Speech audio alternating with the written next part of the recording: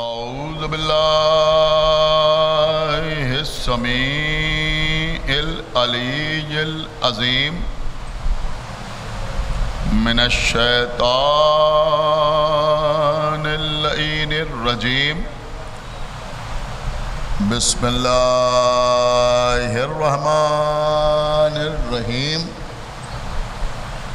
الحمد للہ الذی ہدانا لہذا وما كنا لنهتدي لولا ان هدانا الله لقد جاءت رسل ربنا بالحق الصلاة والسلام على صاحب الدين والإسلام والحل والحرام والركن والمقام والصلاة والصيام والسجود والقيام والشريعة والأحكام والحجة والبرهان والمحبة والعرفان والحق والبيان والكتاب والقرآن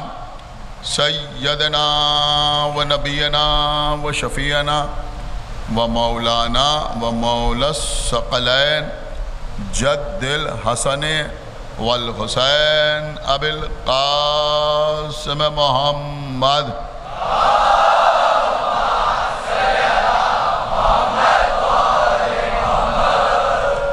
وعلى أهل بيته الطيبين الطاهرين المعصومين المظلومين المنتخبين المنتجبين الذين أذهب الله عنهم الرجس وطهرهم تطهيرا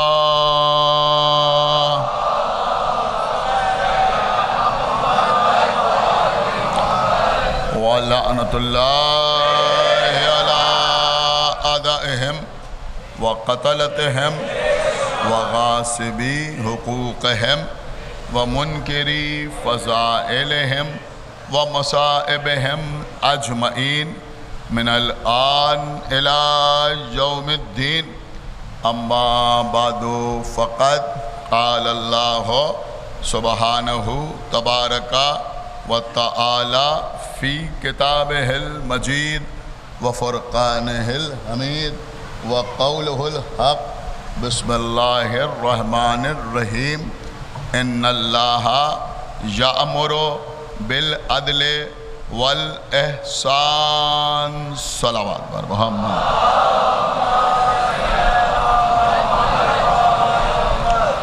دیکھیں عزیزوں، عدالت کے عنوان پر آپ سے سلسلہ گفتگو جاری و ساری ہے۔ سورہ مبارکہ نحل کی آیت سرنام سخن ہے۔ ارشاد اقدس الہی ہو رہا ہے کہ اللہ تم کو عدل اور احسان کا حکم دیتا ہے۔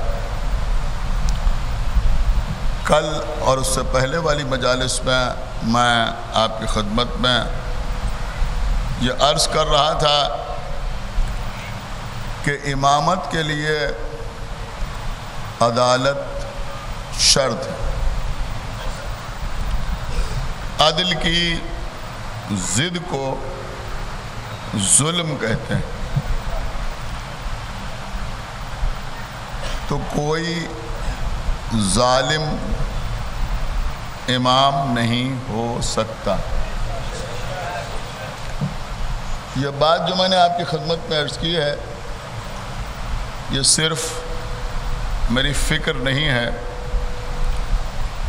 یہ خطابت کا کوئی جملہ نہیں ہے، یہ فقط ذاکری نہیں ہے، بلکہ قرآن میں بھی اس بات کی وضاحت ہے کہ کوئی ظالم امام نہیں ہو سکتا۔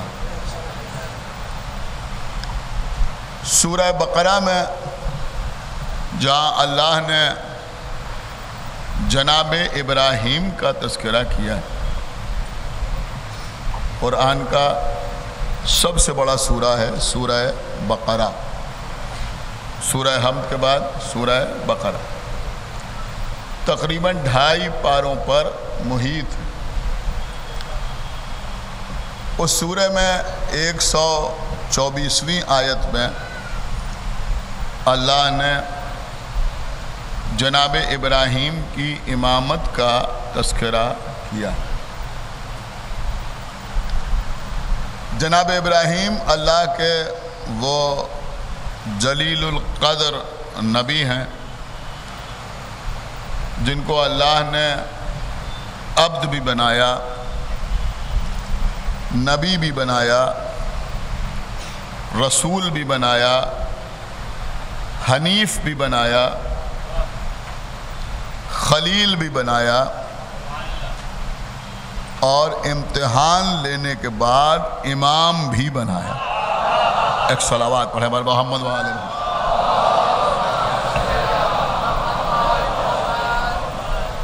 اللہ نے ابراہیم کے امتحان کا تذکرہ کیا کہ ہم نے ابراہیم کا کلمات کے ذریعے سے امتحان لیا۔ اس کے بعد ارشاد ہوتا ہے قالا انی جائلک للناس اماما۔ اللہ کہہ رہا ہے کہ ہم نے ابراہیم کو انسانوں کا امام بنایا۔ ایک بات تو یہ بھی واضح ہو گئی کہ امام اللہ بناتا ہے، بندے نہیں بناتے، بندے نہیں بناتے۔ بس عزیزو ہمارا بھی عقیدہ و نظریہ یہی ہے کہ امام اللہ کی طرف سے بندہ ہے، جسے بندے بنائے وہ امام نہیں ہوتا۔ تو اللہ نے کہا کہ ہم نے ابراہیم کو انسانوں کا امام بنایا۔ جب اللہ نے ابراہیم کو عبد بنایا تو ابراہیم نے اللہ کا شکر ادا کیا۔ جب اللہ نے ابراہیم کو نبی بنایا تو سجدے میں گر پڑے۔ جب اللہ نے رسالت عطا کی ابراہیم کا دل مطمئن ہوا۔ اللہ نے خلیل بنایا، کہ پروردگار یہ تیرا کرم ہے، تیرا احسان ہے۔ اللہ نے ابراہیم کو حنیف کہا، ابراہیم نے باطل سے اظہار براءت کیا۔ لیکن کسی عہدے کو حاصل کرنے کے بعد ابراہیم نے یہ نہیں کہا کہ کیا یہ عہدہ میری اولاد میں بھی رہے گا۔ بھائی تھوڑا بیدار ہو، یہ نہیں کہا کہ یہ عہدہ میری اولاد میں بھی باقی رہے گا۔ لیکن قرآن کہہ رہا ہے کہ جب اللہ نے ابراہیم کو امام بنایا، قَالَ إِنِّي جَاعِلُكَ لِلنَّاسِ اماما، اللہ کہہ رہا ہے کہ ہم نے ابراہیم کو انسانوں کا امام بنایا۔ تو جب امام بنایا تو ابراہیم نے اللہ سے پوچھا قَالَ وَمِن ذُرِّيَّتِي، پروردگار میری ذریت میں بھی یہ امامت رہے گی؟ خدا کے لیے بیدار ہوئیے، کیا میری ذریت میں بھی یہ امامت رہے گی؟ سمجھدار مجمع میرے سامنے بیٹھا ہوا ہے۔ ابراہیم نے اللہ سے یہ نہیں کہا کہ میری امت میں یہ امامت رہے گی، کیا سمجھ؟ یہ نہیں کہا کہ میری امت میں امامت رہے گی، میرے صحابہ میں یہ امامت رہے گی، بلکہ کہا وَمِن ذُرِّيَّتِي، کیا میری ذریت میں یہ امامت رہے گی؟ تو جب ابراہیم نے کہا کہ کیا میری ذریت میں یہ امامت رہے گی تو خداوند عالم نے کیا کہا؟ لا ینال عہد الظالمین، کہ میرا عہدہ ظالموں تک نہیں پہنچے گا۔ خدا کے لیے بیدار ہوئیے، یعنی اللہ نے اس موقع پر وضاحت کر دی کہ ابراہیم اگر تمہاری ذریت میں بھی کوئی ظالم ہوگا تو امام نہیں ہوگا۔ ایک صلوات اور پڑھے بر محمد و آل محمد. اگر ظالم ہوگا امام نہیں ہوگا. اس کا یہ مطلب نہیں ہے کہ تمہاری ذریت میں امامت نہیں رہے گی. مطلب یہ ہے کہ اگر تمہاری ذریت میں تمہاری اولادوں میں بھی کوئی ایسا ہوگا جس کے پاس عدالت نہ ہو بلکہ ظالم ہو تو وہ امام نہیں ہوگا. تو اب ایک بات سمجھ میں آئی کہ اگر کسی کے لیے ظلم ثابت ہو جائے تو وہ کچھ بھی ہو سکتا ہے, سن رہے ہیں, مگر امام نہیں ہو سکتا. اب ظلم کسے کہتے ہیں یہ انشاءاللہ کل یا پرسوں کسی دن آپ کی خدمت میں عرض کروں گا. عام طور پہ آپ کیا سمجھتے ہیں؟ کسی نے کسی کو بے خطا قتل کر دیا, یہ ظلم ہے. کسی نے کسی کا مال لوٹ لیا, یہ ظلم ہے. سمجھ رہے ہیں؟ کسی نے بے خطا کسی کو تماچا مار دیا, یہ ظلم ہے. کسی نے کسی شریف آدمی کو بھرے مجمع میں برا بھلا کہا, یہ ظلم ہے. کسی نے کسی کی زمین پر قبضہ کر لیا. سنیں قبلہ, آج ہو سکتا ہے کوئی خاص بات آپ کے حوالے ہو. کسی نے کسی کی زمین پر قبضہ کر لیا, یہ ظلم ہے. لیکن عزیزوں ظاہر سی بات ہے کہ یہ سب مظالم ہیں, لیکن مظالم میں بھی کیٹیگریز ہیں, درجات ہیں. یہ چھوٹا ظلم ہے, یہ اس سے بڑا ظلم ہے, یہ اس سے بڑا ظلم ہے. آپ کو معلوم ہے سب سے بڑا ظلم کیا ہے؟ خدا کے لیے بہت توجہ کے ساتھ یہ مجمع سنیں. سب سے بڑا ظلم کیا ہے؟ بولیے, سب سے بڑا ظلم کیا ہے؟ ہو سکتا ہے کوئی کہے کہ کسی کو قتل کرنا سب سے بڑا ظلم ہے.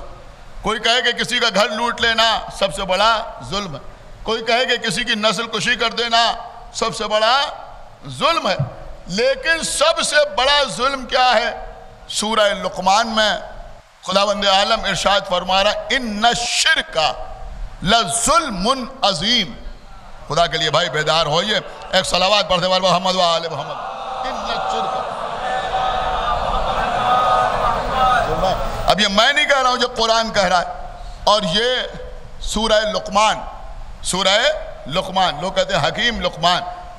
یہاں حکیم کا مطلب وہ نہیں ہے کہ یہ یونانی حکیم. ایک صلوات پڑھے محمد و آل. یہاں حکیم ہونے کا مطلب یہ ہے کہ اللہ نے انہیں حکمت عطا کی تھی. تو جناب سلیمان نے اپنے بیٹے کو ہدایت فرمائی, اپنے بیٹے کو نصیحت فرمائی, اور اس نصیحت کو اللہ نے قرآن میں درج کیا. تو سورہ لقمان میں وہ سارا بیان ہے کہ جناب لقمان اپنے بیٹے کو نصیحت کر رہے ہیں. دیکھیں ایک بات یہ بھی سمجھ میں آتی ہے کہ نصیحت کا آغاز گھر سے ہونا چاہیے. بھئی ایک صلوات پڑھ دے بر محمد و آل محمد. سمجھئے؟ اور میں سمجھتا ہوں کہ اس بات کا خیال منبر پر آنے والے حضرات بھی رکھیں. سمجھ رہے ہیں کہ نصیحت کا آغاز جو ہے وہ گھر سے ہونا چاہیے. جناب سلیمان نصیحت کر رہے ہیں کسے؟ اپنے بیٹے کو نصیحت کر رہے ہیں. اس میں کہہ رہے ہیں ان الشرک لظلم عظیم. شرک جو ہے وہ ظلم عظیم ہے. اس کا مطلب یہ ہوا کہ شرک جو ہے وہ سب سے بڑا ظلم ہے. خدا کے لیے بہت توجہ چاہتا ہوں. تو شرک سب سے بڑا ظلم ہے. تو جب شرک سب سے بڑا ظلم ہے اور اللہ کہہ رہا ہے کہ ظالم امام نہیں ہو سکتا. سنیں بھئی مجمع بہت توجہ کے ساتھ سنیں میں کیا عرض کر رہا ہوں. جب اللہ کہہ رہا ہے کہ ظالم امام نہیں ہو سکتا, تو اب اگر کسی کی زندگی کے کسی حصے میں شرک رہا ہو, صلوات علی محمد و آل محمد. سمجھ رہے ہیں؟ خدا کے لیے بھائی بہت بیدار ہو کر سنیے. دیکھیے آپ میری طرف متوجہ رہیں. اگر کسی کی زندگی میں, کسی کی زندگی کے کسی حصے میں ذرہ برابر شرک رہا ہو تو وہ کچھ بھی ہو سکتا ہے, مگر امام نہیں ہو سکتا. ہو سکتا ہے بالکل نئی بات ہو, مولا عباس کا کرم ہے, ان کی عطا ہے جو میں آپ کی خدمت پہ عرض کر رہا ہوں. اب جو لوگ فخر سے کہتے ہیں کہ سب سے پہلے وہ ایمان لائے,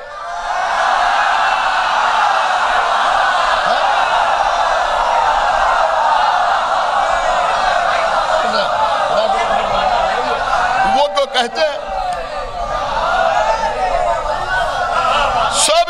پہلے وہ ایمان لائے، سب سے پہلے انہوں نے کلمہ پڑھا، سب سے پہلے انہوں نے لا الہ الا اللہ کہا، سب سے پہلے انہوں نے بت پرستی کو چھوڑا۔ سب سے پہلے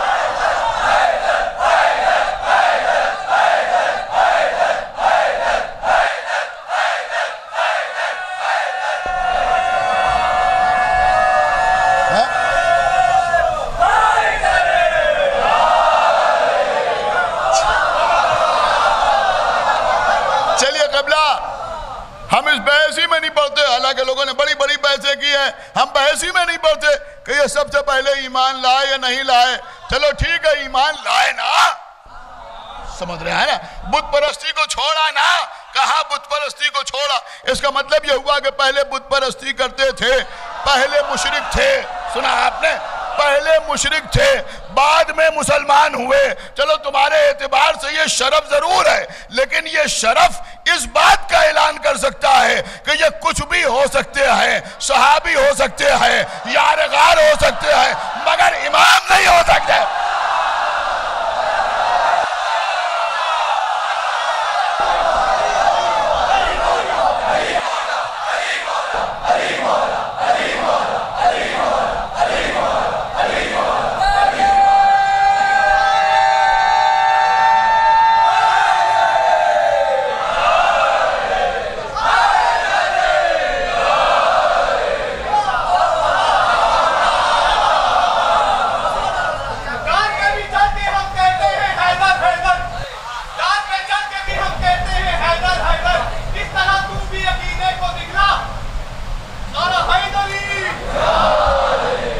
ایک صلوات اور پڑھے بر محمد و آل محمد۔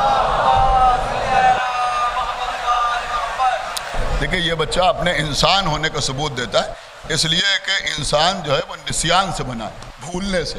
ایک صلوات پڑھے بر محمد و آل محمد۔ سمجھ رہے ہیں؟ بہت توجہ آپ حضرات کی چاہتا ہوں۔ تو میں عرض یہ کر رہا تھا کہ کچھ بھی ہو سکتے ہیں مگر امام نہیں ہو سکتے۔ جناب ابراہیم کو اللہ نے انسانوں کا امام بنایا۔ اگر ابراہیم سمجھ میں آ جائیں تو امامت سمجھ میں آ جائے۔ حالانکہ ابراہیم کو جزوی امامت ملی ہے، انسانوں کے امام ہیں، فقط انسانوں کے امام ہیں۔ اللہ کہہ رہا ہے ہم نے ان کو انسانوں کا امام بنایا۔ انسانوں کے امام ہیں جناب ابراہیم۔ جناب ابراہیم کی شان کیا ہے؟ دیکھیں سن لیجئے، انشاءاللہ آج کی مجلس میں آپ کو لطف آئے گا۔ جناب ابراہیم کون ہے؟ کہ جناب ابراہیم پیدا ہوئے نمرود کا زمانہ تھا، اس کو بھی کسی نے بتا دیا تھا کوئی بچہ پیدا ہوگا نام ابراہیم ہوگا، اس کے ہاتھوں تیرا خاتمہ ہوگا۔ نمرود غرور و تکبر میں ڈوبا ہوا، اس نے کہا ہم بچہ پیدا ہی نہیں ہونے دیں گے۔ کہیں کوئی بیٹا پیدا ہوتا تھا اسے قتل کرا دیتا تھا، بیٹی پیدا ہو تو چھوڑ دیتا تھا۔ ابراہیم کی ولادت ہوئی، ابراہیم کی ماں نے اپنے بچے کو بچانے کے لیے یہ تدبیر کی کہ ابراہیم کو لے کے ایک پہاڑ کے قریب پہنچی۔ پہاڑ میں ایک غار تھا، اندر جا کر ابراہیم کو غار میں لٹا دیا۔ سیر کرنے کے بعد ابراہیم کو باہر آئیں، ایک پتھر اٹھایا، اس غار کے منہ پر اس طرح سے رکھا کہ اندر کا نظارہ بھی نہ ہو سکے اور ہوا وغیرہ بھی اندر جاتی رہے۔ چلی آئیں، 24 گھنٹے گزرنے کے بعد دوسرے دن پھر پہنچیں۔ اب ماں تھیں، ڈر لگ رہا تھا کہیں ایسا نہ ہو کہ کوئی میرے بچے کو نکال لے گیا ہو۔ سنیے، لیکن یہ اہتمام تھا اللہ کا، لوگ سامنے سے گزرتے رہے، ابراہیم غار کے اندر رہے۔ انہوں نے جا کے پتھر ہٹایا، دیکھا ابراہیم اپنا انگوٹھا چوس رہے ہیں۔ کیا سن رہے ہیں؟ ابراہیم اپنا انگوٹھا چوس رہے ہیں۔ ہم نے مورخین سے پوچھا کہ لوگوں کو پتہ کیسے نہیں چلا کہ اس غار کے اندر ابراہیم ہیں؟ تو انہوں نے بتایا کہ بات یہ ہے کہ ابراہیم بچے تھے، ماں چھوڑ کے چلی گئی تھیں، غار میں اتنی دیر رہے مگر روئے نہیں۔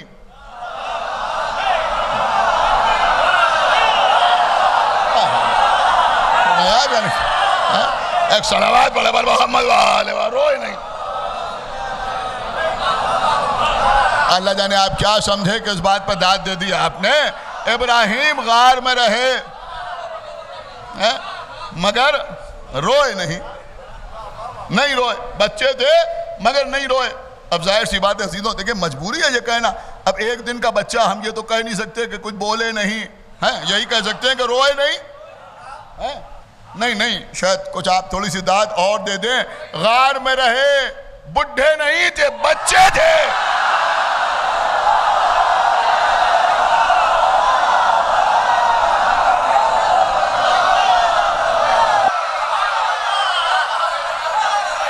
مگر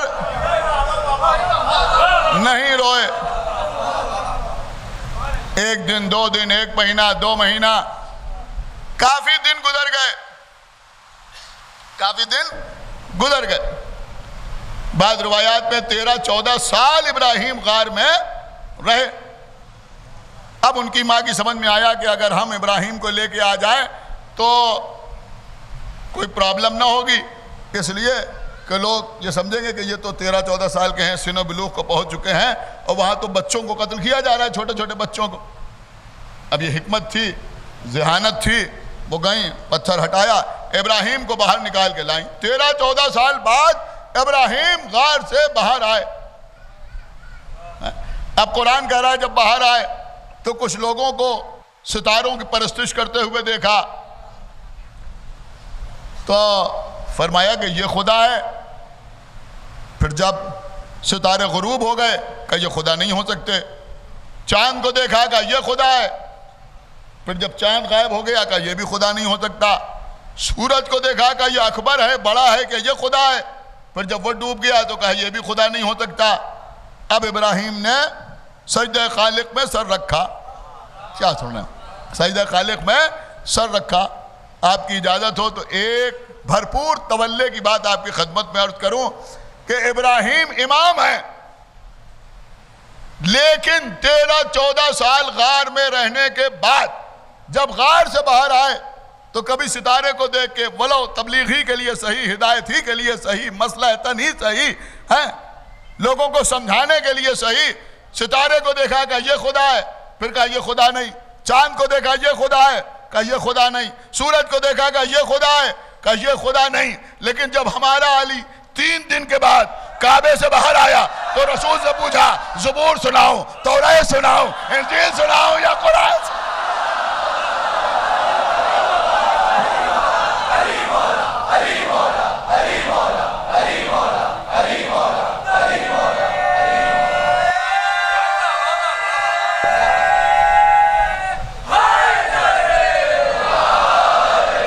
اب بہت سی باتیں سب میں نے ترک کر دی۔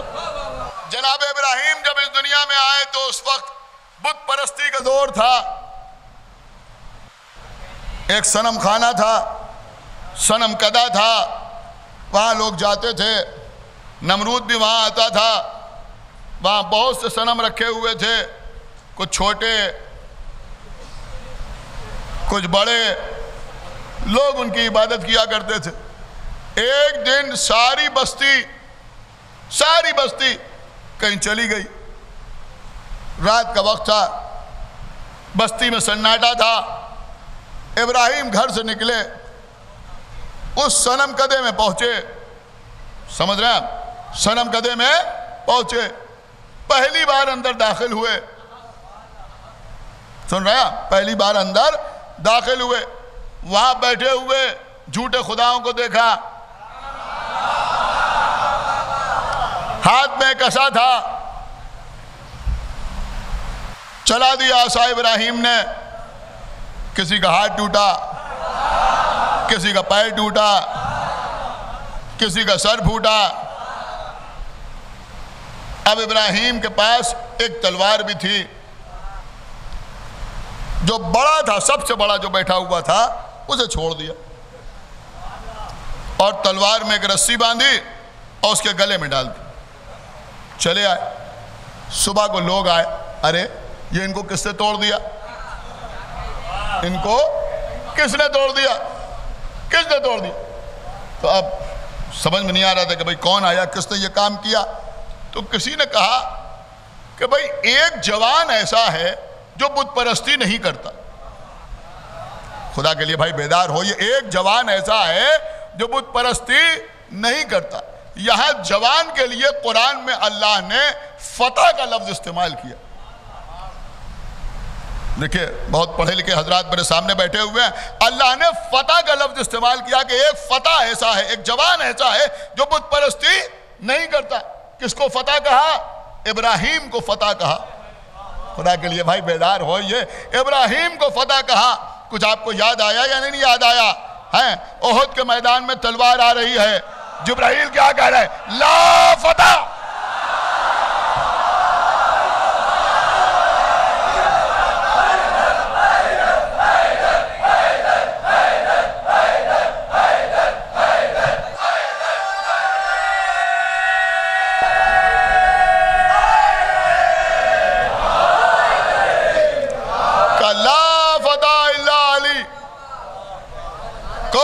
جوان نہیں ہے سوائے علی کے. لا سیف الا ذوالفقار, اور کوئی تلوار نہیں ہے سوائے ذوالفقار کے. بہرحال ابراہیم کو بلایا گیا. ابراہیم سے پوچھا کہ یہ انہیں کس نے توڑا؟ تو ابراہیم نے کہا تم دیکھ نہیں رہے ہو یہ تلوار کس کے گلے میں لٹک رہی ہے؟ سنا آپ نے؟ کہاں دیکھ رہے ہیں؟ کہا اسی سے پوچھو کس نے توڑا. خدا کے لیے بیدار ہوئیے, کہا اسی سے پوچھو کس نے توڑا. انہوں نے کہا یہ کیا بتائے گا, یہ بول ہی نہیں سکتا. خدا کے لیے بیدار ہوئیے, جیسے کہا یہ کیا بتائے گا, یہ بول ہی نہیں سکتا. تو جناب ابراہیم نے کہا اما جو بول نہیں سکتا, جو تمہیں بتا نہیں سکتا, وہ تمہیں عذاب الہی سے بچا کیسے سکتا ہے؟ بہرحال عزیز, تو یہ تھے جناب ابراہیم.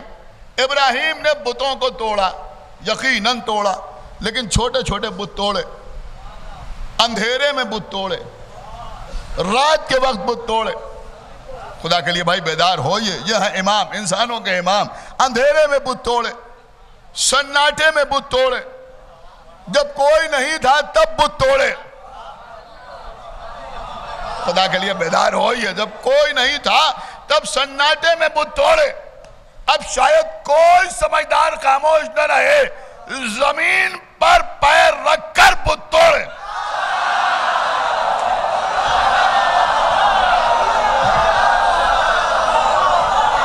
آپ کہیں پہنچے یا نہیں پہنچے, زمین پر پیر رکھ کر بت توڑے. لیکن ہمارے مولا نے زمین پر پیر رکھ کے بت نہیں توڑے, دوش رسول پر.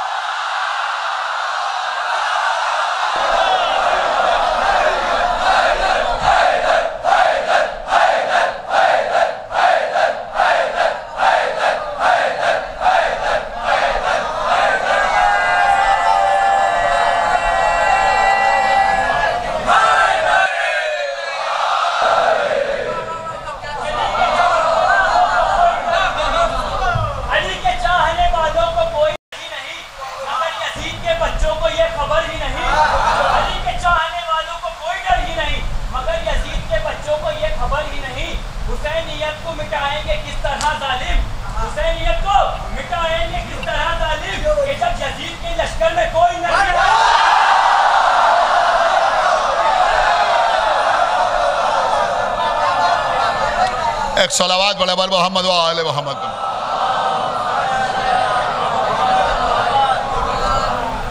سنیں قبلہ, یہ مولا علی نے جو کعبے میں بتشکنی کی ہے, آپ نے ذاکرین سے اس کا منظر سماعت فرمایا ہوگا, علماء سے سنا ہوگا, نہ معلوم کتنی بار ہم نے بھی پڑھا ہوگا. لیکن میں آج آپ کی خدمت میں عرض کر رہا ہوں ایک بہت بڑے حوالے کے ساتھ. قاضی نور اللہ شستری شہید ثالث علیہ الرحمہ. غور کر رہے ہیں آپ؟ کوئی عالم ان کے پیروں کی دھول کے برابر نہیں ہو سکتا. ہماری کیا حیثیت ہے؟ قاضی القضات تھے، چیف جسٹس آف انڈیا رہے، شہید ثالث علیہ الرحمہ. بہت سی کتابیں تحریر فرمائیں شہید ثالث تھے. انشاءاللہ کسی مجلس میں تھوڑا سا تبصرہ ان پر بھی ہوگا، اس لیے کہ عدالت موضوع ہے تو شہید ثالث کا تذکرہ بھی ہونا ضروری. بہت توجہ. شہید ثالث کی کتاب ہے مجالس المومنین. مجالس المومنین. اس میں انہوں نے پہلے بہت سے شہروں کا تذکرہ کیا ہے، پھر کچھ قبیلوں کا تذکرہ کیا ہے، پھر کچھ شخصیات کا تذکرہ کیا ہے. جہاں پر انہوں نے مکے کا تذکرہ کیا ہے. لیکن دیکھیں پڑھیے، اب الگ الگ موضوعات ہیں، کہیں مکے کا تذکرہ، کہیں مدینہ کا تذکرہ، کہیں کاشان کا تذکرہ، کہیں تہران کا تذکرہ، کہیں رائے کا تذکرہ، بغداد کا تذکرہ، یہاں تک کہ کشمیر تک کا تذکرہ انہوں نے کیا. اس میں لداخ کا بھی تذکرہ کیا، سندھ کا تذکرہ کیا، مختلف شہروں کا تذکرہ کیا ہے. کس حوالے سے کیا ہے یہ انشاءاللہ پھر کسی دن آپ کی خدمت میں عرض کروں. لیکن کمال یہ ہے کہ اگر 2 صفحے بھی کسی شہر کے سلسلے میں لکھے تو اس میں سوائے فضائل اہل بیت کے کچھ اور نہیں لکھا. یہ بات میں نے آپ کی خدمت پہ اس لیے عرض کی کہ کچھ لوگوں کے ذہنوں میں جو یہ کووں نے انڈے دے دیے ہیں کہ اگر کوئی 1 گھنٹہ تقریر کرے اور مولا علی کا نام نہ لے تو بڑی علمی تقریر ہوئی.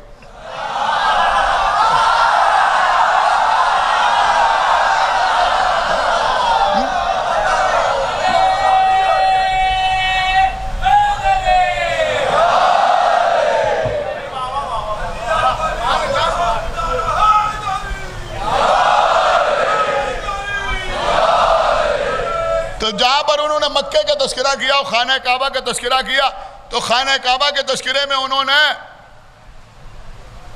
یا تو جناب فاطمہ بنت اسد کا تذکرہ کیا کہ وہ آئیں اور کعبے کی دیوار چاہ کوئی اور مولا علی کعبے میں تشریف لائے، اور یا پھر فتح مکہ کے بعد مولا علی نے جو دوش رسول پر چڑھ کر بت شکنی کی اس کا تذکرہ کیا.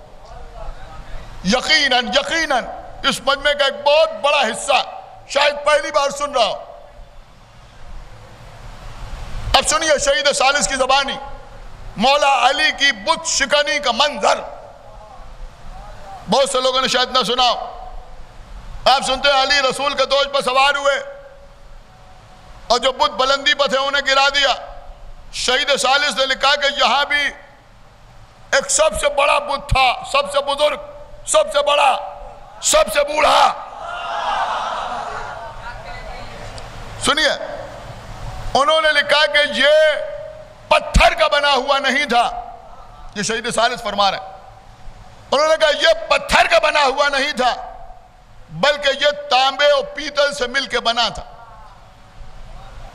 سمجھ رہے ہیں آپ؟ تانبے اور پیتل سے مل کے بت بنا تھا. بہت بھاری، بہت وزنی بت تھا. وہ بلندی پر بیٹھا ہوا تھا، پالتھی مارے بیٹھا تھا. بہت توجہ آپ حضرات کی چاہتا ہوں. مولا علی نے دوش رسول پر قدم رکھے. علی نے دوش رسول پر قدم رکھے. رسول اللہ نے پوچھا یا علی ہاتھ پہنچ رہا ہے؟ کہا عرش الہی سے جو چیز کہی ہے اٹھا کے آپ کے ہاتھ پر رکھ دوں. اب شہید ثالث فرماتے ہیں کہ علی نے اپنے دونوں ہاتھوں سے، دیکھیں آپ میری طرف دیکھیں قسم خدا کی آپ کو لفظ ضرور آئے گا، علی نے اپنے دونوں ہاتھوں سے اس بت کے سر کو پکڑا. کیا کیا؟ بازو نہیں پکڑا، سمجھ رہے ہیں؟ بغل سے نہیں پکڑا، اس کے سر کو پکڑا. سر کو پکڑا. علی نے اس بت کو ہلانا شروع کیا. اب جو علی نے اسے ہلایا کبھی اس کا سر دائیں نہیں جا رہا، کہیں بائیں جا رہا، کبھی دائیں جا رہا، کبھی بائیں جا رہا.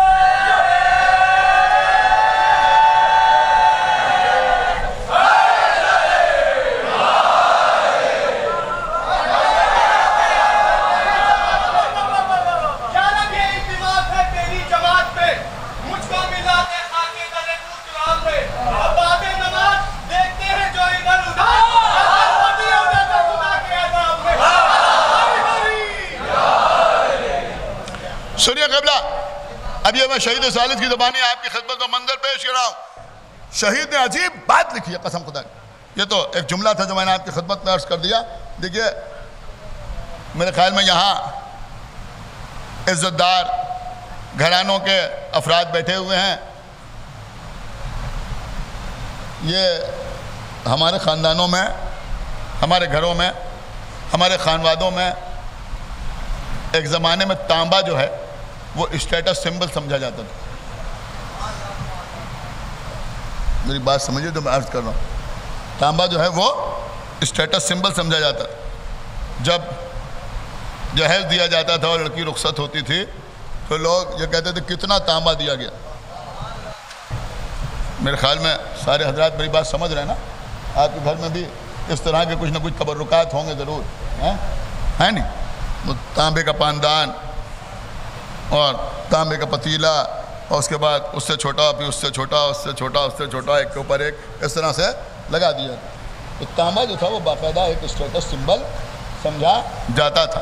اور ابھی بھی بہرحال میں سمجھتا ہوں کہ کوئی گھر ایسا نہیں ہوگا کہ جہاں کچھ نہ کچھ چیزیں موجود نہ ہوں.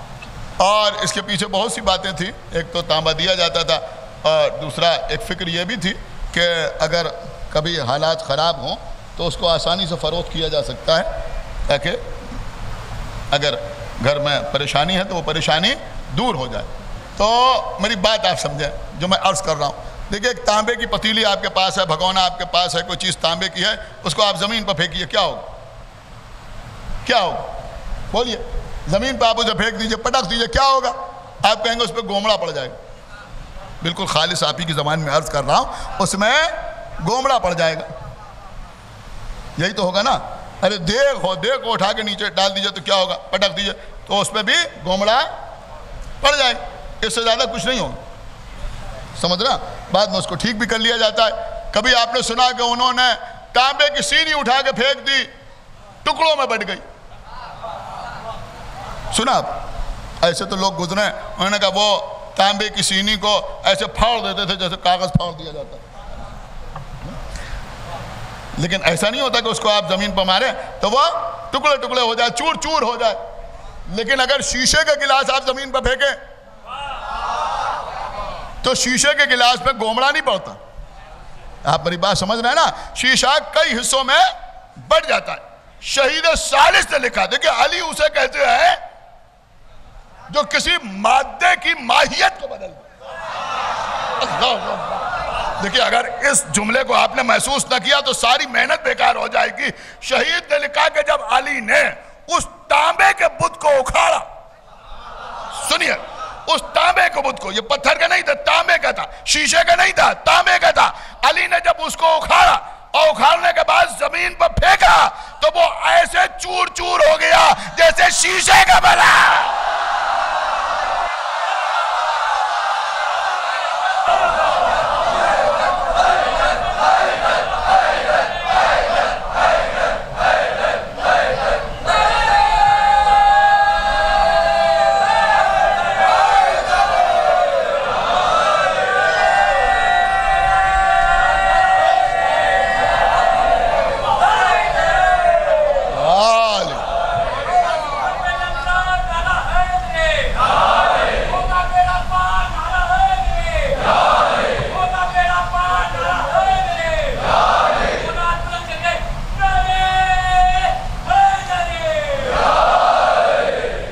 بس قبلہ مولا آپ کو سلامت رکھے.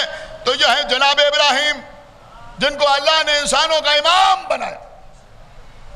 لیکن جسے اللہ نے امام بنایا اس کا امتحان بھی لیا.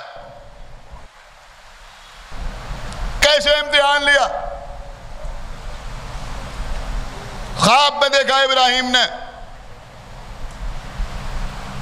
کہ ابراہیم اپنے بیٹے کو ذبح کر رہے ہیں. بیٹے سے کہا میرے بیٹے، میرے لال، میں نے ایسا ایسا خواب میں دیکھا ہے. کہ بابا آپ نے جو خواب دیکھا ہے اس پر آپ عمل کریں، انشاءاللہ آپ مجھے صابرین میں پائیں گے.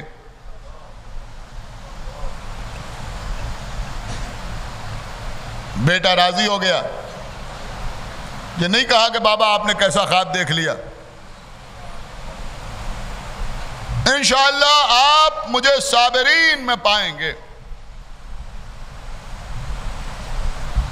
بیٹے کو لے کے چلے، رسی ساتھ ہے، ابھی میں مصائب نہیں پڑھ رہا ہوں، چھری لے کے چلے، مینا میں آئے،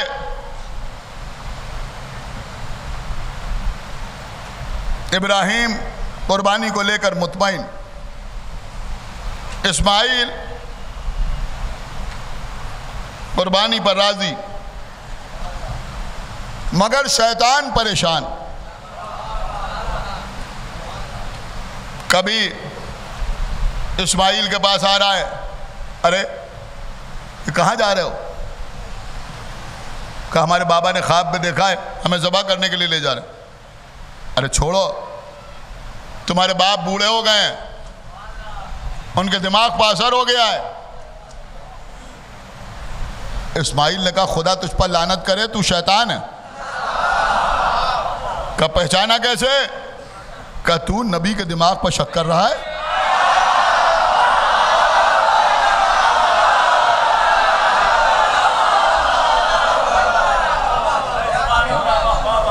وہاں تو چلا، ہاجرہ کے پاس آیا، کہا تمہیں معلوم ہے تمہارے شوہر تمہارے بیٹے کو کہاں لے گئے؟ کہا وہ اپنے دوست سے ملنے کے لیے گئے۔ ارے دوست نہیں، وہ کہہ رہے ہیں انہوں نے خواب میں دیکھا ہے کہ وہ تمہارے بیٹے کو ذبح کر رہے ہیں، وہ ذبح کرنے کے لیے لے گئے۔ ہاجرہ نے کہا وہ اللہ کے نبی ہیں، انہیں اختیار ہے، جو چاہے وہ کریں۔ کہا ارے گھر میں کہاں بیٹھی ہو؟ میدان میں آؤ، اپنے بچے کو بچا لو۔ ہاجرہ نے بھی کہا لا حول ولا قوت، بھاگتے ہوئے پوچھا پہچانا کیسے آپ نے؟ ہاجرہ نے کہا پہچانا ایسے، تو نبی کی زوجہ کو میدان میں لانے کی کوشش کر رہا ہے۔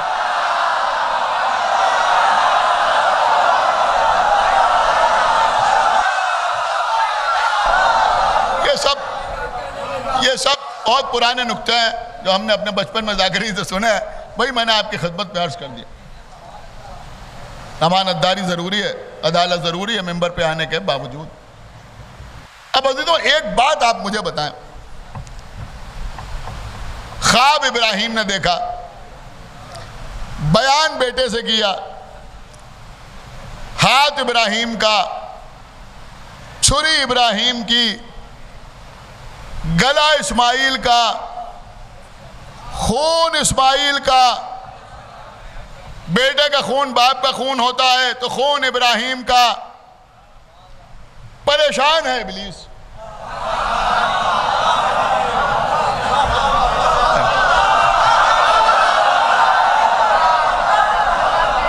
کیوں پریشان ہے بھائی؟ یہ کیوں پریشان ہے؟ کیا اس کو نبی کے بیٹے سے محبت ہے؟ نہیں، محبت نہیں ہے۔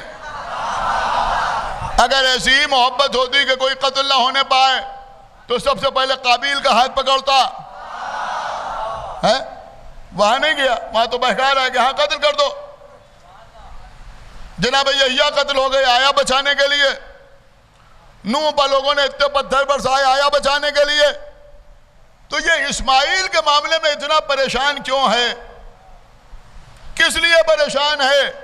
سنیں میرا مجمع، پریشان اس لیے ہے کہ یہ سوچ رہا ہے کہ ابراہیم اللہ کی محبت میں یہاں تک آ گئے۔ آپ نے غور نہیں کیا؟ ابراہیم اللہ کی محبت میں یہاں تک آ گئے۔ کچھ قبلہ یہی مسئلہ یہاں بھی ہے۔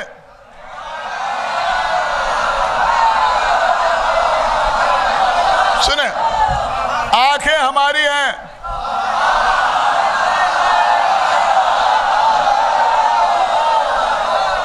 آنسو ہمارے ہیں، ہاتھ ہمارے ہیں، سینہ ہمارا ہے، امام باڑہ ہم نے بنوایا ہے، فرش ہم نے بچھایا ہے، تبرک ہم نے دوسروں سے چندہ کر کے نہیں جمع کیا ہے۔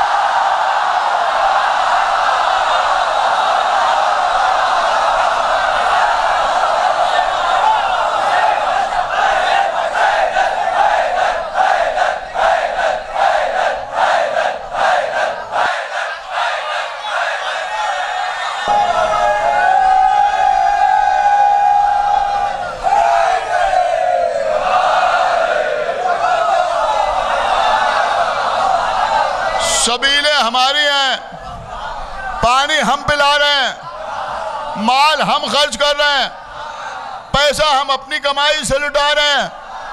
سنا ہے آپ یا نہیں سنا ہے؟ زنجیر ہماری ہے.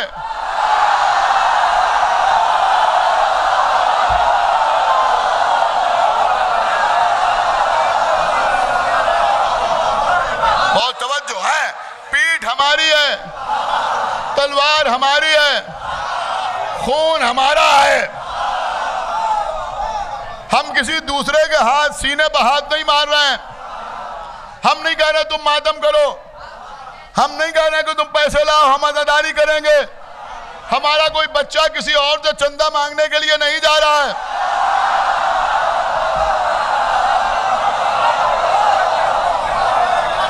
سن رہے ہیں آپ یا نہیں؟ ہماری سبیل پہ آؤ، ہم پانی پلاتے ہیں، کلمہ پڑھوا کے نہیں پلاتے.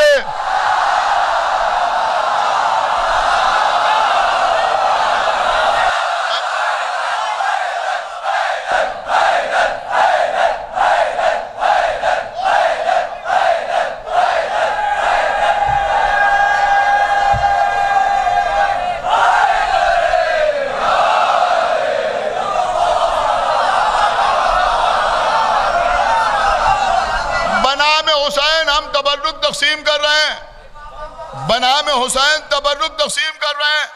یہ دیکھ کے نہیں تقسیم کر رہے ہیں ہمارے مسلک کا ہے یا نہیں، ہمارے فرقے سے تعلق ہے یا نہیں، مسلمان ہے یا نہیں. جو حسین کے نام پہ آ گیا، جو سامنے آیا اس کو تبرک دے دیا. ہم نہ کسی سے کچھ مانگ رہے ہیں، نہ کسی کو پریشان کر رہے ہیں. کیا سنا ہے آپ؟ خدا کے لیے بیدار ہوئیے. اپنا ہاتھ اپنے سینے پہ مار رہے ہیں، ہم عزاداری کر رہے ہیں، ہم علم اٹھا رہے ہیں، ہم دھوپ پہ چل رہے ہیں، لیکن لوگ پریشان ہیں. کیا سنا ہے آپ؟ لوگ پریشان ہیں. یہ بدعت ہے، یہ شرک ہے، یہ حرام ہے.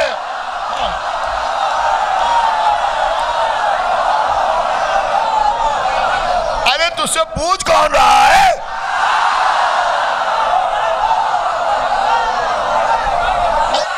ایک صلوات پڑھے بل محمد وآل محمد.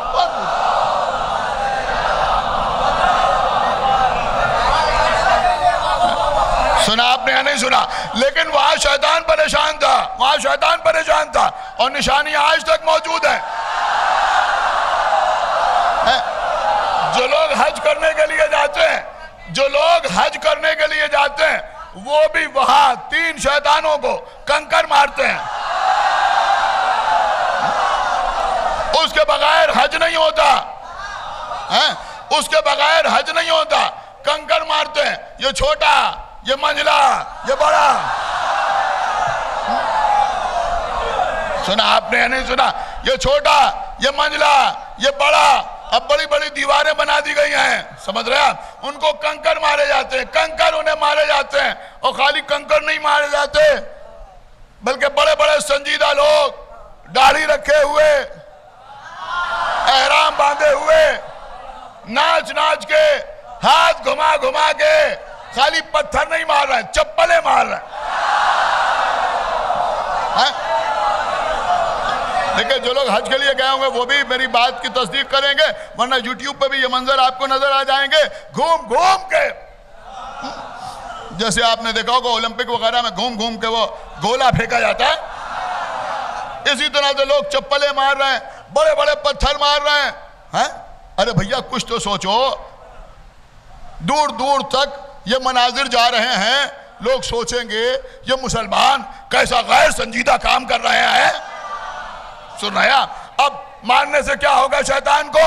یہ 3 مقامات کون سے ہیں؟ انہوں نے کہا بھائی یہ 3 مقامات وہ ہیں جہاں شیطان نے بہکانے کی کوشش کی. اسماعیل کو، ابراہیم کو، ہاجرہ کو قربانی سے روکنے کی کوشش کی. کیا سنایا؟ قربانی سے روکنے کی کوشش کی. تو قبلہ بات صرف یہی ہے کہ شیطان کو پرابلم یہ تھی کہ یہ اللہ کی محبت میں یہاں تک آ گئے. ان کی پرابلم یہ ہے کہ یہ حسین کی محبت میں یہاں.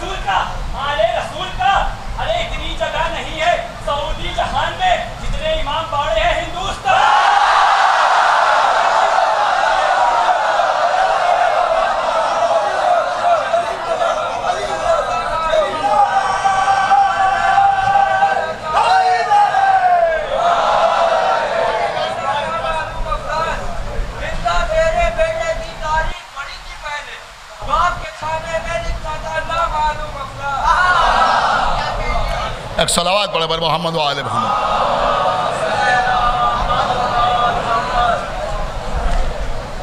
مولا آپ کو سلامت رکھے۔ میرے لیے طول عمر کی دعا نہ کریں، بس یہ دعا کریں کہ جب تک حیات رہے ہم یہ خدمت انجام دیتے رہیں۔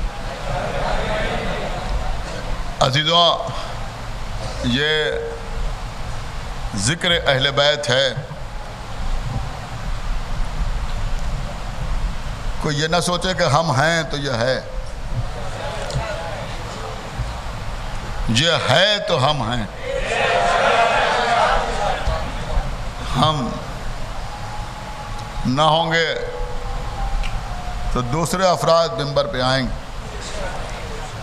اس سے بہتر طریقے سے اور بہتر طریقے سے اہل بیت کے حقوق کو بیان کریں گے۔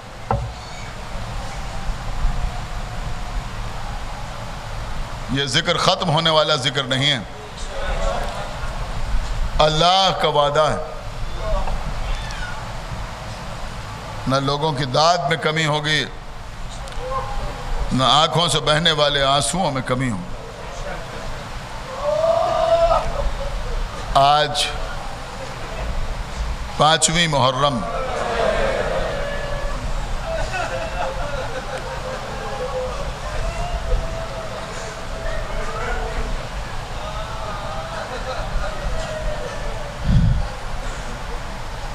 مختلف مجالس میں الگ الگ امام باڑوں میں مصائب پڑھے جاتے ہیں۔ اس امام باڑے میں شروع سے یہ دستور رہا ہے کہ آج بعد مجلس شہزادے علی اصغر کا جھولا برآمد ہو۔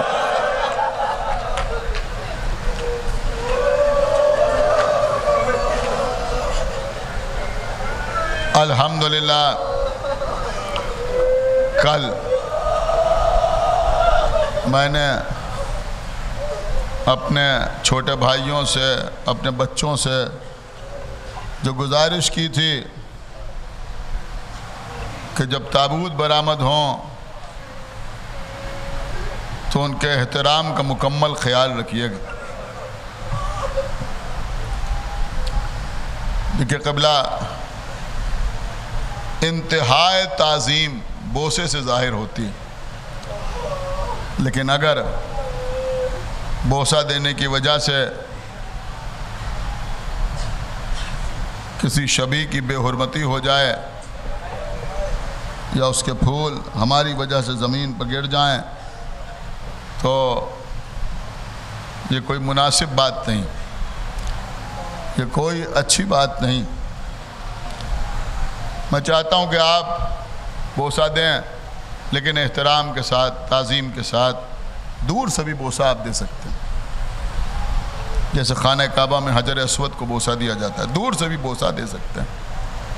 ہاں عزیزوں، آج بھی گہوارہ برآمد ہوگا۔ اگر آغا باقر کے امام باڑے میں 9 محرم تک آپ نے اپنے جذبات کو قابو میں رکھا تو میں سمجھتا ہوں یہ 6-7 دن کی ٹریننگ آگے بہت کام آئے گی۔ آپ اپنے جذبات کا اظہار ماتم کی شکل میں کریں۔ سمجھ رہے ہیں آپ میری بات؟ ماتم کی شکل، اپنے جذبات کا اظہار کریں، سینے پہ ہاتھ ماریں، ماتم کریں۔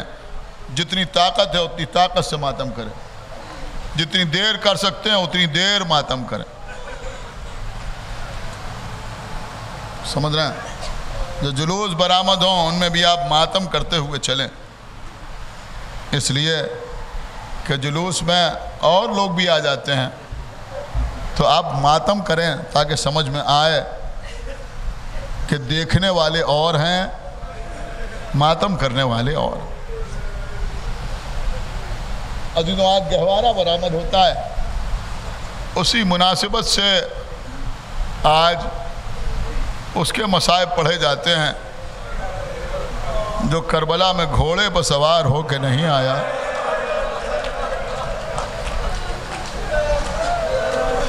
راکب دوش رسول کے ہاتھوں پر میدان میں آیا۔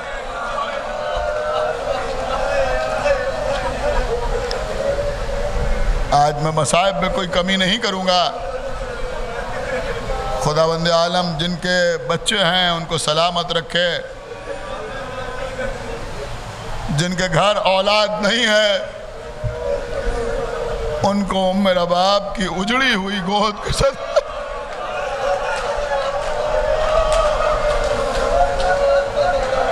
اللہ اولاد کی نعمت سے سرفراز فرمائے۔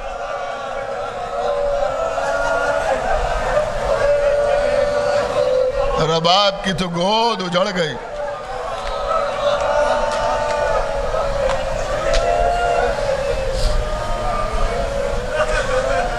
عزیزوں، 6 مہینے کے علی اصغر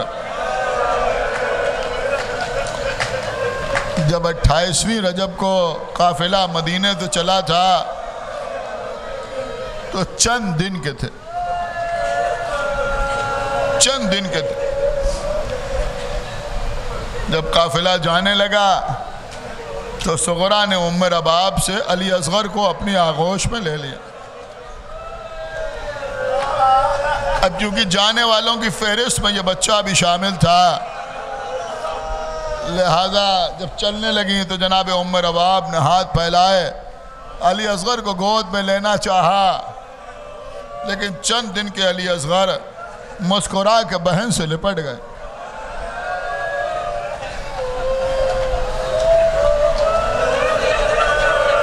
بی بی صغرا نے کہا میں روکتی نہیں، لیکن جس کی گود میں علی اصغر چلے جائیں اپنی مرضی سے وہ لے جائے اصغر کو۔ ام لیلہ نے ہاتھ پھیلائے، علی اصغر پھر اپنی بہن سے لپٹ گئے، گود میں نہ آئے۔ بی بی ام کلثوم آگے بڑھیں، علی اصغر گود میں نہ آئے۔ بی بی زینب نے لینا چاہا، علی اصغر آغوش میں نہ آئے۔ بی بی سکینہ نے چاہا، علی اصغر آغوش میں نہ آئے۔ بی بی فضہ آگے بڑھیں، علی اصغر گود میں نہ آئے۔ اب عزیزوں، علی اصغر کے بابا حسین آگے بڑھے، قریب آئے، جھکے،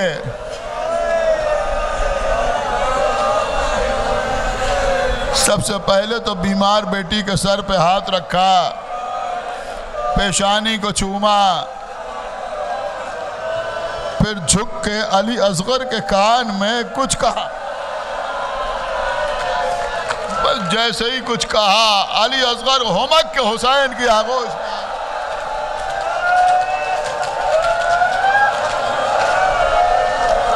کیا کہا علی اصغر سے؟ کسی روایت پہ نہیں ملتا، عجب نہیں کہ حسین نے جھک کے کہا میرے لال اگر تم ساتھ نہ چلو گے تو کربلا میں تشنگی کی حجت تمام کون کرے گا؟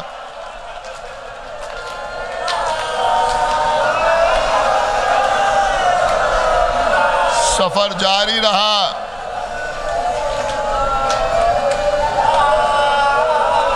حسین کربلا آ گئے۔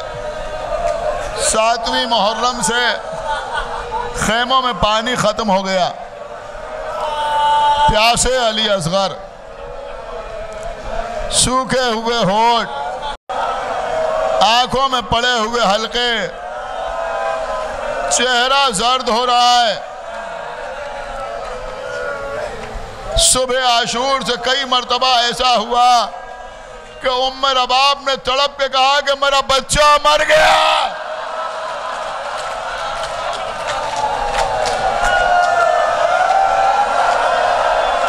بیویاں جمع ہو گئیں۔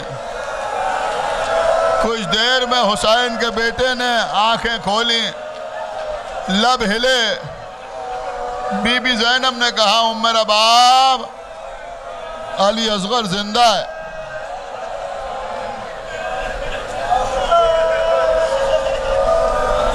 آقا حسین 18 برس کے علی اکبر کا لاشا خیمے میں لا چکے، عباس کے کٹے ہوئے بازو سمیٹ چکے۔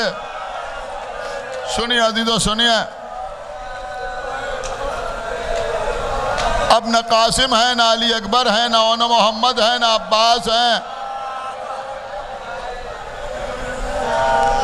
اب کوئی نہیں۔ آقا حسین میدان میں آئے، چاروں طرف دیکھا، ایک آواز فضا میں گونجی، حل من ناصر ینصرنا۔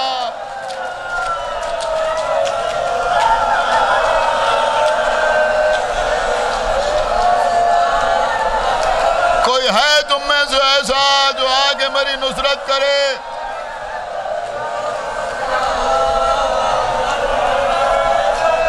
کون جواب دیتا؟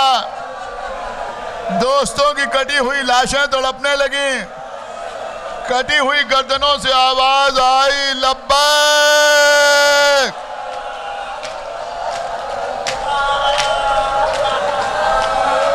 یا ابن رسول اللہ، لبیک۔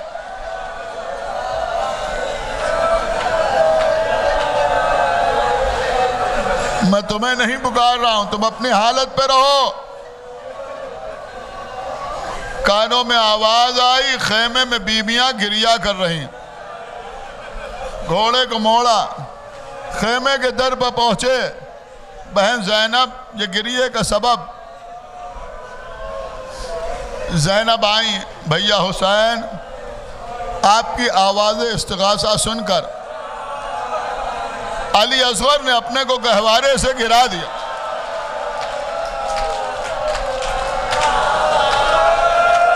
لاؤ میرے بچے کو مجھے دے دو، میں جاتا ہوں سوال آپ کرنے کے لیے، ہو سکتا ہے کسی کو رحم آ جائے۔ بچے کو ہاتھوں پر لیا، ابا کا سایہ کیا، دشمنوں نے دیکھا، سمجھو حسین قرآن لے کے آ رہے ہیں، اس کا واسطہ دے کر صلح چاہتے ہیں، لیکن ایک بلندی پہ آئے، آ کے دشمنوں کو دیکھا، ابا کا دامن ہٹایا، لوگوں نے دیکھا ایک کمسن بچہ ہے حسین کی آغوش میں۔ دیکھیں میں بالکل ویسے ہی پڑھ رہا ہوں جیسے آپ بچپنے سے سنتے چلے آ رہے ہیں۔ اگر تمہاری نگاہوں میں خطاوار ہوں تو اس بچے کی خطا بتا دو۔ اس کی ماں کا دودھ خشک ہو گیا ہے، 3 دن سے اسے ایک قطرہ پانی کا نہیں ملا ہے۔ ٹھیک ہے مجھے پانی نہ دو، اسے تو پانی پلا دو۔ کوئی جواب نہیں آیا۔ اچھا اگر تم یہ سمجھتے ہو کہ اس کے بہانے میں پانی مانگ رہا ہوں تو لو میں اسے جلتی ہوئی ریت پر لٹائے دیتا ہوں۔ تم آ جاؤ اپنے ہاتھوں سے اسے پانی پلا دو۔ آگے بڑھے، بچے کو جلتی ہوئی زمین پر لٹایا، کچھ قدم پیچھے ہٹے،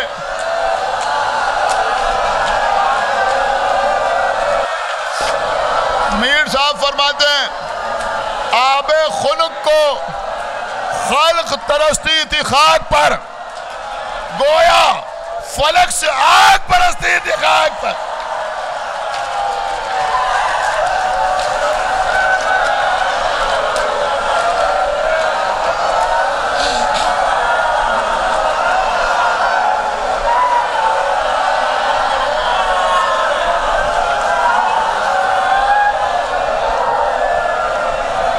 جزاک اللہ۔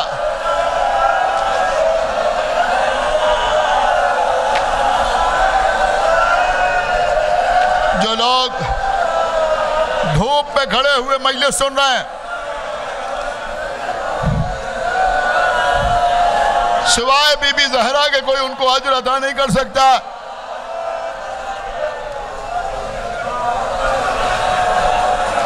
ان کی گودیاں آباد رہیں، ان کے بچے سلامت رہیں، اللہ انہیں ہر عرضی و سماوی بلا سے محفوظ رکھے۔ کوئی رونے میں کمی نہ کرے. بچہ لیٹتے کے ساتھ ہی کروٹیں بدلنے لگا. آگے بڑھ کے اٹھایا. اس کے بعد علی اصغر کو اتنا اٹھایا کہ سارا لشکر دیکھ لے جیسے رسول نے غدیر میں علی کو اٹھایا تھا. حسین نے علی اصغر کو اٹھایا. اے میرے لال، تم بھی تو حجت خدا کے بیٹے ہو، ان پر حجت تمام کر دو. علی اصغر نے اپنی خوش زبان اپنے خوش ٹھوٹوں پر پھیری. ایک کوہرام برپا ہو گیا. اشقیاء منہ پھیر کے رونے لگے. آوازیں اٹھنے لگی، ارے اس بچے کو پانی ضرور پلانا چاہیے.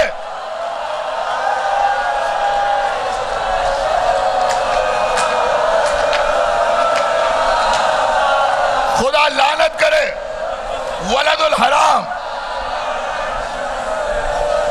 عمر سعد ملعون پر. یہ نکل کے آیا، آواز دی، آئینہ آئینہ ہرملہ. کہاں ہے ہرملہ؟ یہ بدبخت نکل کے آیا. کائختہ کلام الحسین، حسین کے کلام کو قطع کر دے. بس مجلس تمام ہو رہی ہے. 3 بال کا تیر، 3 بال کا تیر چلائے کمان میں جوڑا. حسین نے بچے کو سنبھالا.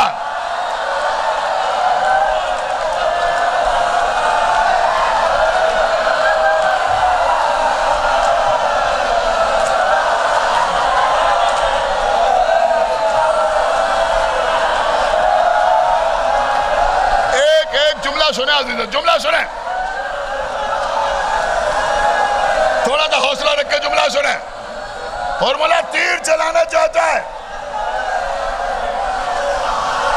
عمر سعد قریب آیا، قریب آگے کہتا ہے ہرملہ تجھے بچے کی گردن کی سفیدی نظر آ رہی ہے نا؟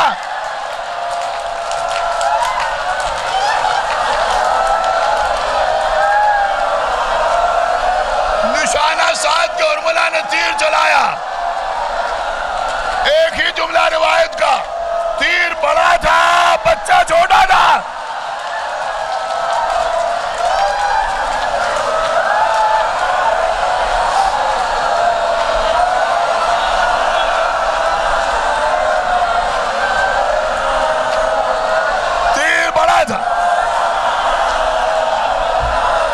بچہ چھوٹا تھا.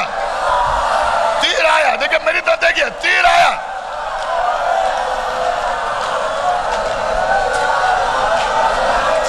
یہ ہماری ماں بہنیں، بیٹیاں، بہنیں گھروں میں نوحہ پڑھتی ہیں. ایک تیر سے زخمی 2 ہوئے. گردن صغیر، بازو امام.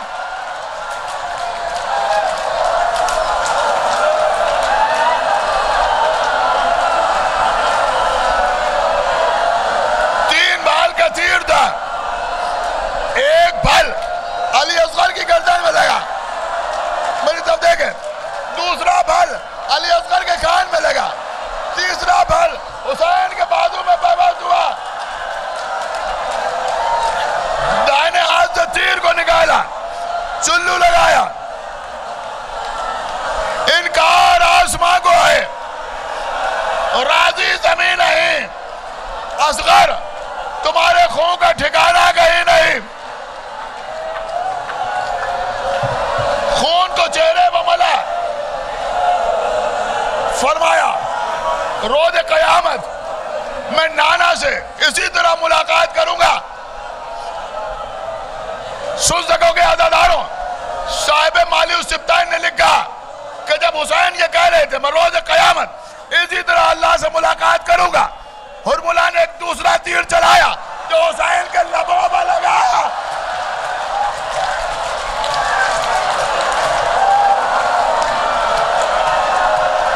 ہوٹوں سے خون جاری ہوا.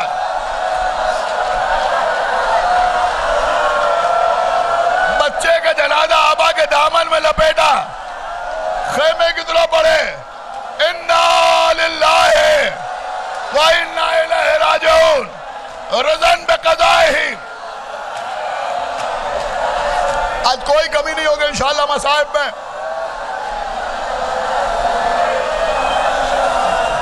موت آ جائے مجھے پڑھتے ہوئے، میری زندگی کامیاب ہو جائے.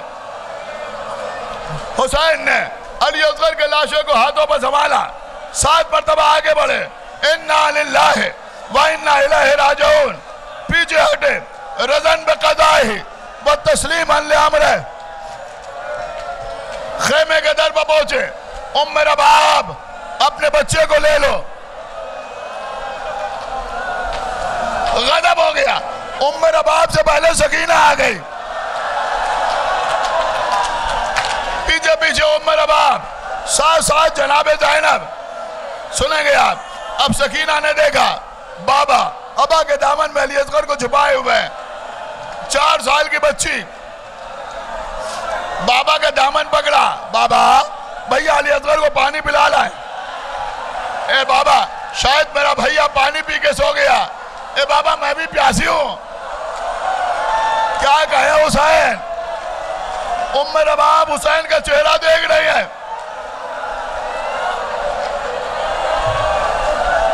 زینب آگے بڑھی، ایک ہاتھ سے سکینہ اور رباب کو سنبھالا، دوسرے ہاتھ سے حسین کی ابا کا دامن ہٹایا.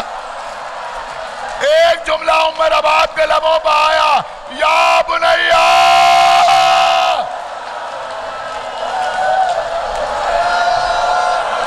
اب مثلوں کا جنہار. آئے علی اصغر کے چہرے ایسے بچے بھی نہر کیے جاتے ہیں. بچے کو ہاتھوں پر اٹھایا، پشت خیمہ پہ لے کے آئے. حسین نے قبر کھودی، مجھے نہیں معلوم کیسے قبر کھودی. قبر کھودنے کے لیے بھی دونوں ہاتھوں کی ضرورت ہوتی ہے. کیسے آپ کے مظلوم آقا نے ایک ہاتھ سے علی اصغر کو سنبھالا، ایک ہاتھ سے قبر کھودی، علی اصغر کو قبر میں رکھا.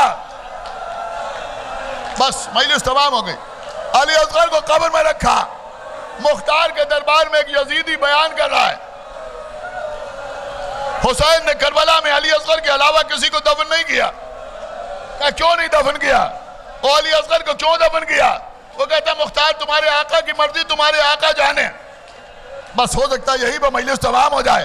لیکن مختار جب حسین علی اصغر کو دفن کر رہے تھے تو میں ذرا قریب پہنچ گیا.